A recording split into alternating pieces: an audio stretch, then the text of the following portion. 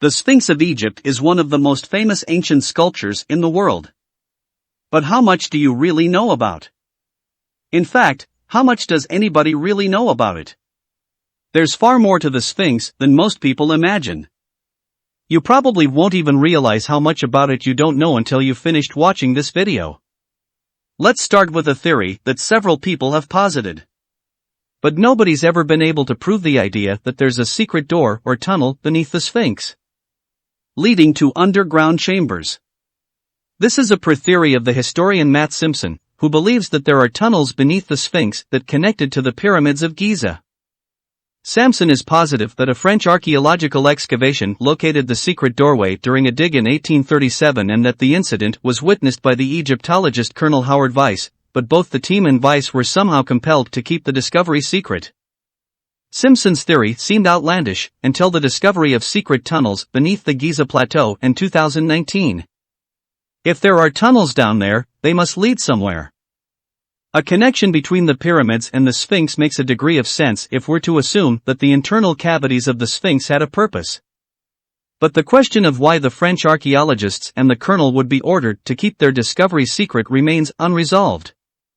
It had surely be a historically significant find, so why keep it quiet? Here's a less controversial statement about the Sphinx.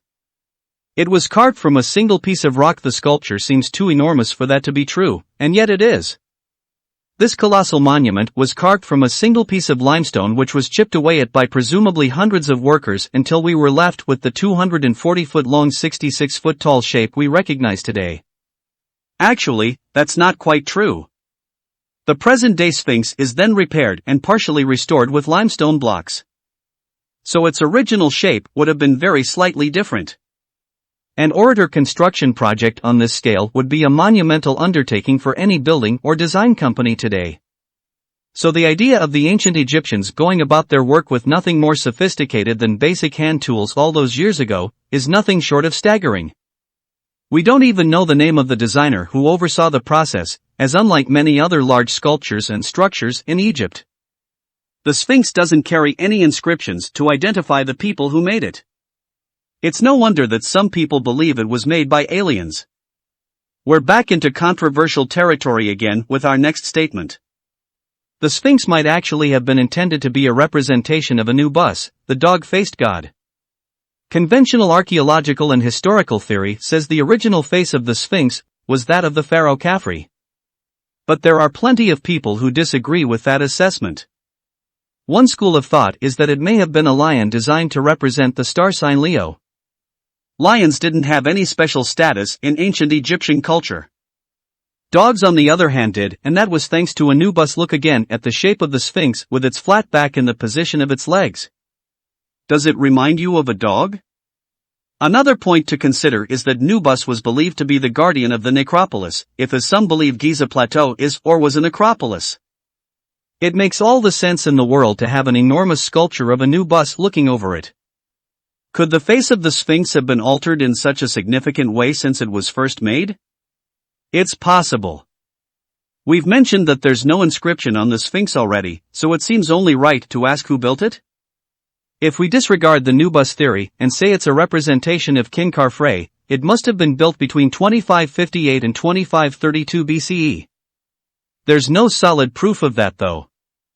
And there's no universal agreement on who built it, why they built it, and what its originally intended purpose was. That's a disturbing lack of information about one of the world's largest sculptures, and the oldest known monumental sculpture in Egypt. We don't even know what its original name was, as it bizarrely doesn't appear in any of the literature of the old Egyptian kingdom. We know that it was called Ora Maket during the New Kingdom era, but that's not thought to have been its first name. It wasn't first called the Sphinx until about 2,000 years ago. The fact that there's no record of the building of the Sphinx nor the naming of the artifact from a civilization that kept such meticulous records of everything is suspicious, and makes us wonder whether records have been destroyed. If so, why? Here's a question that hides in plain sight. What happened to the nose of the Sphinx? The most popular version of events is that the armies of the French Emperor Napoleon Bonaparte broke the sculpture's nose during a military battle near Giza during the French invasion of Europe in 1798. In fact, that version of events appears in some history books. The problem with it is there's no direct evidence for it. No witness testimony, and very little chance that it actually happened in the way the history books describe it. In fact, all the evidence points in another direction. According to the Arabian historian, al-Makrezi, the nose of the Sphinx has been missing since at least the 15th century. And perhaps since long before then. Al-Makrezi claims that a Fatimid Shiite called Muhammad Siam el-Dar was responsible for the destruction of the nose. But there's no definitive proof of that either. The most controversial theory is that the nose was deliberately broken by Europeans upon their arrival in Europe to disguise the fact that the original nose had a classically African appearance, and would have proved that the ancient Egyptians were black. Let's follow this a little further. Another idea is that the nose of the Sphinx was washed away by water erosion. But therein lies another problem. There's increasing evidence that, through analyzing the effect of water erosion on the Sphinx, we can prove that it's even older than we already believe it to be. According to the geologist Robert Shope, the erosion that can be seen on the sides of the Sphinx could only have occurred over a period of thousands of years, and necessitates regular rainfall. There hasn't been regular and constant rainfall in this part of Egypt for more than 7,000 years, and Sheikh's assessment of the erosion damage is that an age of around 12,000 years is more likely. That's unthinkable and would turn everything we think we know about Egyptian history on its head if it could be proven. In the interest of balance, we should point out that many of Shope's peers disagree vehemently with him and dismiss him as a fringe theorist. Still, the fact that there's water erosion damage visible on the Sphinx at all leads to some awkward questions that mainstream theories can't yet answer. One of the oddest things about the Sphinx is that it wasn't visible to the naked eye in the 18th century, which is yet another reason why the theory about Napoleon breaking its nose can't have been true. He wouldn't have even been able to see it. Until 1798, the Sphinx was completely buried under the Egyptian sand. It was only when the top of its head became visible after the sand shifted that anybody knew it was there at all. And it wasn't until the 1920s that the French engineer Émile Barré started excavating it. The project took him 10 years. So it wasn't until 1936 that the people of the modern world were able to lay their eyes on the Sphinx for the first time. In the 150 years beforehand, several attempts were made by notable figures like the Italian explorer Giovanni Caviglia and the French archaeologists Auguste Mariette, both of whom had to give up when they were overwhelmed by the scale of the task. There's no way that the Sphinx became buried so deeply by accident. It'd be like suggesting that sand might one day rise up and swallow the pyramids. The Sphinx was buried deliberately. We don't know who did it, or why. We touched on our next question earlier on in this video, let's give it the consideration it deserves. Is the Sphinx missing part of its head? By that do we mean that it once had a full forehead profile and upper skull? Alternatively, as some people believe, that it wants to have a chin beard? It's obvious that the nose of the Sphinx has been badly damaged. But let's be honest, the rest of the face isn't in great condition either. Some of the wear and tear is to be expected after a minimum of 1,000 years standing in the desert, but not all of the damage to the monument space can be chalked up to natural processes. Someone has either disfigured or redesigned the sculpture's face. And it might well have happened to more than once. We're pointing out the obvious here, but the head is far too small for the body. The Egyptians were never so lax about proportions with their statues, something they were meticulous about. Either the head is not the original, which takes us back to the animus theory, or it's been chiseled down and chipped away at so much that there's barely any of the original left. There's been a far more recent mystery about the face of the Sphinx, and it all revolves around a photograph that was published in 2022. Apparently showing the monument with its eyes closed. That clearly ought to be impossible, as the Sphinx has had its eyes open ever since it was excavated in the 1930s. Still, multiple images circulated on social media that clearly seem to show the sculpture with both eyes shut as if it were asleep. Some fringe theorists even declared it to be a sign of the impending apocalypse. However, there's likely to be a very simple explanation for this apparent miracle. There are only two possibilities here. The first is that the apparent photographs of the Sphinx with its eyes closed have been taken from a very specific angle and are an optical illusion. The second is that somebody has photoshopped the original images. Given that there are several photos taken from different angles, the Photoshop explanation seems more likely. We can assure you that thousands of people have seen and taken pictures of the Sphinx once these fake photos began to circulate, and its eyes are most definitely still open. URL Iran, we alluded to the possibility that the Sphinx might have had a beard will come clean.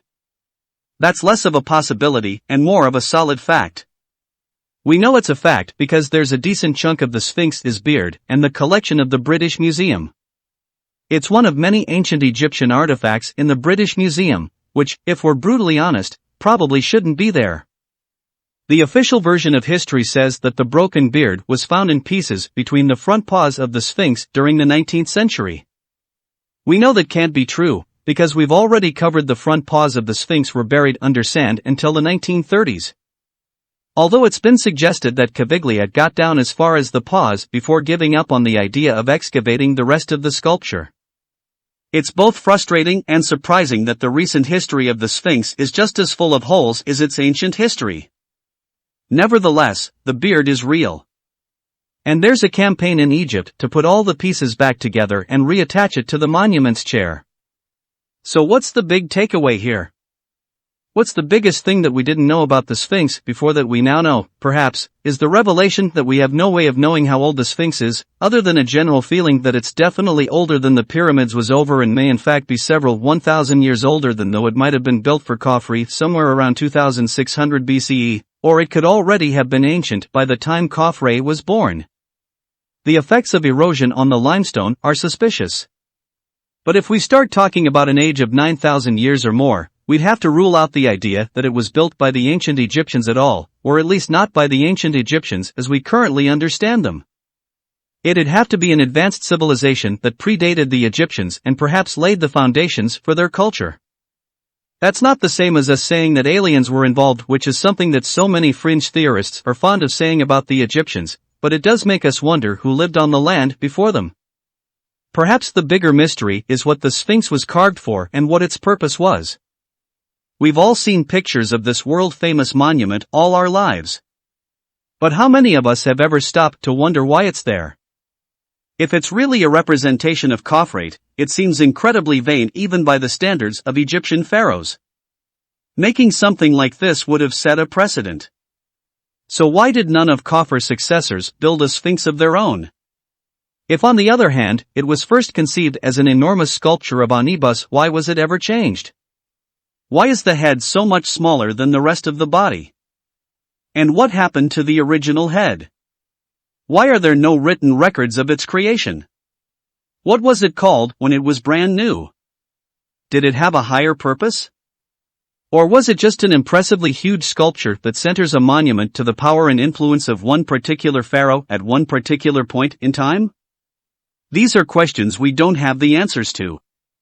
We hope that you're now asking those same questions yourselves.